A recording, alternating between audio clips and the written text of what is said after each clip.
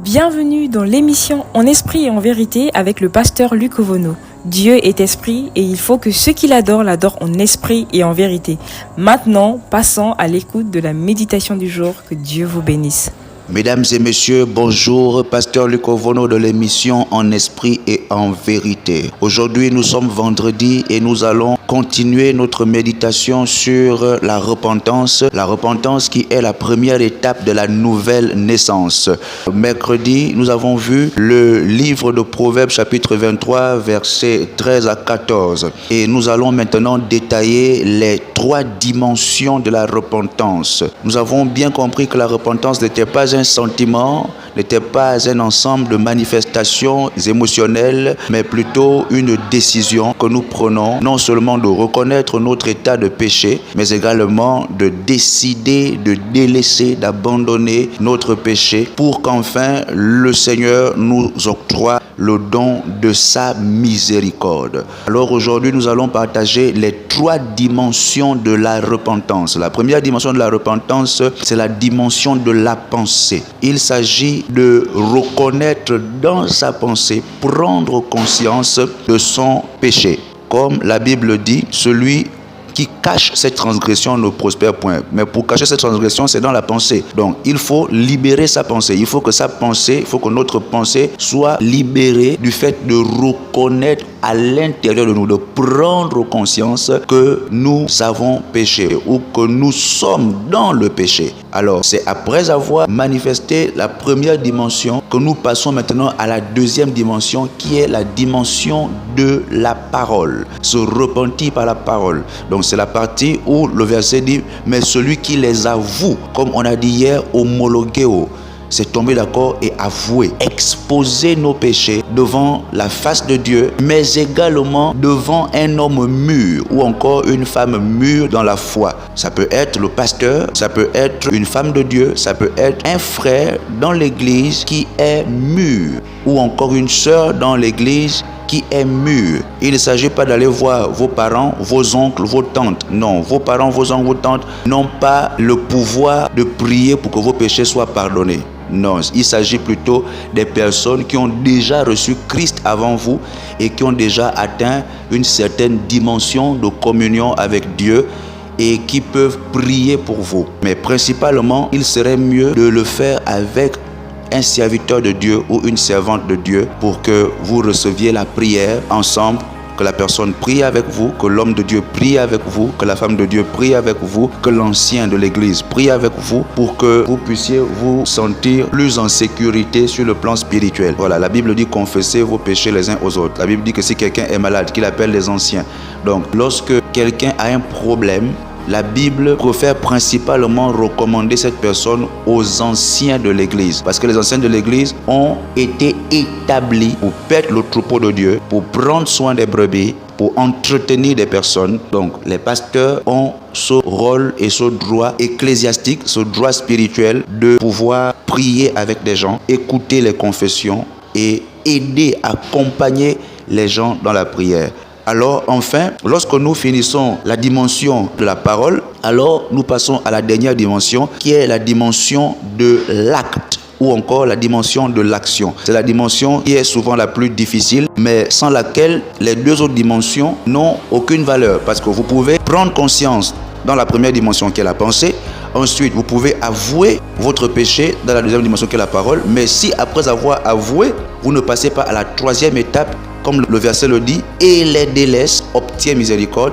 Donc si on ne passe pas à l'action, alors ça n'aura servi à rien de reconnaître dans la pensée, ça n'aura servi à rien de proclamer cela, d'exposer notre péché par la parole, ça n'aura servi à rien de confesser notre péché. Nous avons l'habitude de voir des personnes qui vont voir des hommes d'église pour aller confesser un péché. Même si vous confessez le péché, si vous ne passez pas à la dernière dimension qui est l'action, qui consiste à rectifier ce qui doit être rectifié, restituer ce qui doit être restitué, changer ce qui doit être changé, alors les 2 premières dimensions n'auront pas eu leur valeur. Alors vous devez accepter de passer à la 3e dimension qui est la dimension de l'acte ou encore de l'action. mais celui qui les avoue et les délaisse obtient miséricorde. Je vais prendre 2 ou 3 exemples de repentance. Prenons d'abord l'exemple d'un toxicomane, quelqu'un qui a accepté Jésus comme Seigneur et Sauveur, qui était avant un toxicomane et maintenant il se répand de ses péchés. Il va d'abord commencer par la première dimension qui est la pensée, donc il va prendre conscience que la toxicomanie est contre la volonté de Dieu. Il va prendre conscience de ça, il va tomber d'accord dans son cœur, dans sa pensée d'abord. Ensuite, il va avouer cela à Dieu. Seigneur, j'ai péché contre toi, j'ai détruit ton corps, j'ai détruit ton temple par la toxicomanie, j'ai détruit ton temple par les alcools, par la cigarette, etc. Et peut-être pour se faire aider, sachant que peut-être tout seul, il ne pourrait peut-être pas s'en sortir, il va demander de l'aide à un pasteur. Pasteur, j'aimerais confesser mes péchés. Il va dire, j'ai fumé, je me suis drogué, j'ai pris des produits vraiment illicites. Je veux vraiment changer, je veux que Dieu me pardonne. Donc il est passé à la dimension de la parole. Maintenant, la dimension de l'action, c'est que tous les mégots de cigarettes, tous les paquets de cigarettes, toutes les bouteilles d'alcool et toutes les drogues qu'il a dans sa chambre, il doit d'abord poser l'action de prendre tout ça, mettre dans un sachet ou je ne sais pas dans quelque chose et jeter ça ou faire brûler ça même devant les frères. Voilà. C'est déjà un acte qui montre qu'il veut s'en séparer. Il décide de s'en séparer.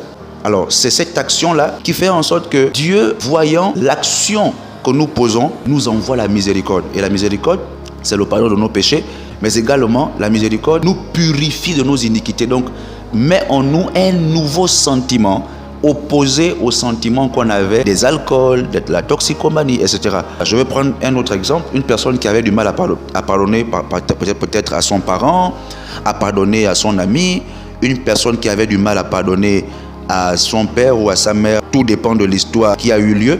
La personne va se convertir, va accepter Jésus.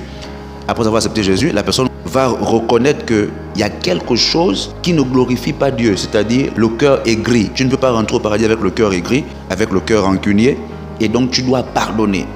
Tu dois pardonner à la personne qui t'a fait du mal, parce que la Bible est claire. Si tu ne pardonnes pas, Dieu aussi ne te pardonnera pas. Matthieu 6.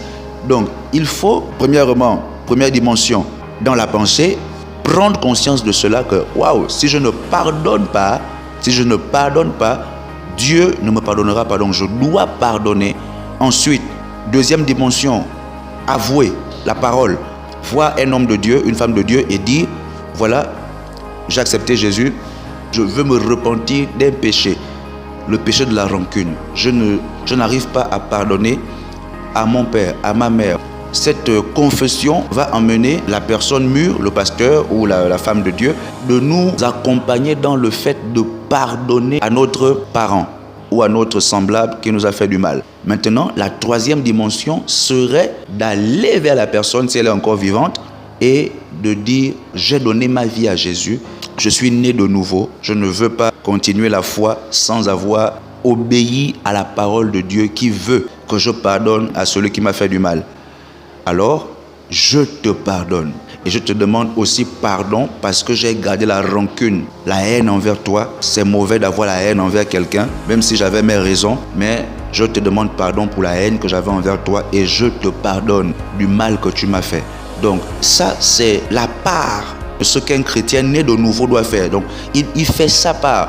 Donc, il n'a pas besoin d'attendre la réaction de l'autre, comment l'autre a considéré ça, est-ce qu'il va se moquer, est-ce qu'il va comprendre, peu importe.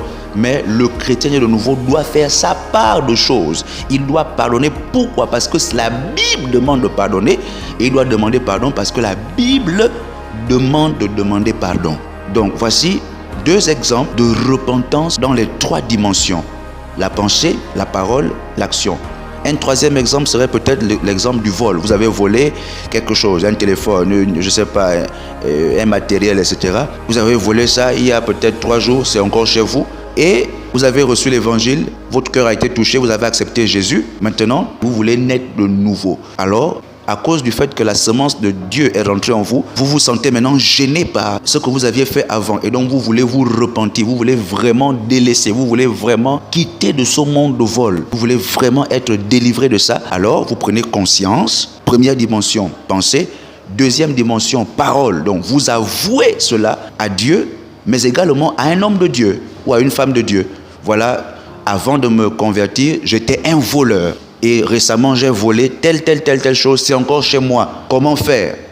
Donc là, vous avez confessé votre péché. Maintenant, vous devez passer à la troisième dimension, qui est la dimension de l'action. Alors, l'action, maintenant, va exiger à ce que vous puissiez restituer ce que vous avez volé. Alors, à ce moment, vous allez faire cette doléance, vous allez vers les personnes à qui vous avez volé avec le matériel que vous avez volé et restituer cela et faire votre témoignage en disant « Je n'étais pas converti. Aujourd'hui, je me suis converti. J'ai donné ma vie à Jésus et j'ai su que le vol était un péché. Le vol venait du diable. Je suis venu restituer tout ce que j'ai volé et je vous demande pardon. » À de telles circonstances, il est souvent mieux de se faire accompagner par un pasteur, de se faire accompagner par un collège d'anciens d'église, dans ce cas, afin que les personnes qui ont été victimes de votre vol, qui a récemment été pratiqué avant que vous ne soyez convertis, voient que vous êtes maintenant un homme d'église, un chrétien né de nouveau, et que vous êtes assisté par des pasteurs. Et on va confirmer en disant oui, effectivement, c'était un voleur, il est venu, il a reçu Jésus-Christ, il s'est converti. Et nous, l'Église, nous lui avons dit que voici comment un enfant de Dieu doit marcher dans la nouvelle naissance. Il doit restituer ce qu'il a volé et il doit demander pardon. Maintenant, la réaction des personnes qui ont été victimes du vol, s'ils décident de porter plainte après, etc. Bon, vous savez, tout péché a une conséquence. Voilà. Tout péché a une conséquence. Ce n'est pas parce que vous êtes né de nouveau que certaines choses que vous aviez faites qui ont des conséquences ou des représailles, nous ne pourrons pas vous poursuivre. Mais là, même si vous assumez la prison ou la cellule, mais vous êtes au moins libre dans votre âme. Vous êtes au moins libre dans votre conscience du fait que vous aviez changé de vie, vous aviez reconnu votre faute et vous avez même restitué les choses. Maintenant, il y a des gens qui sont méchants, malgré ça, ils veulent quand même vous enfermer. Il n'y a pas de problème, assumez ça. Même si ça doit durer des mois de prison ou des années de prison, assumez votre erreur, mais vous savez que dans votre cœur, vous êtes délivré, vous êtes libre, vous êtes pardonné de vos péchés. Ce n'est pas facile, tout le monde n'a pas la même histoire, tout le monde n'a pas les mêmes circonstances. Il y a des conversions qui sont des conversions particulières, c'est-à-dire à cause du niveau de péché que vous aviez commis, il y a certains péchés, d'où même si Dieu vous a pardonné, les conséquences juridiques peuvent vous poursuivre, mais il n'y a pas de problème. Vous assumez tout en étant en paix dans votre cœur parce que vous savez que vous avez déjà fini avec ce péché grave et que Dieu vous a pardonné et que l'Église vous a pardonné. L'Église a prié avec vous, l'Église a prié avec vous et l'Église confirme votre repentance.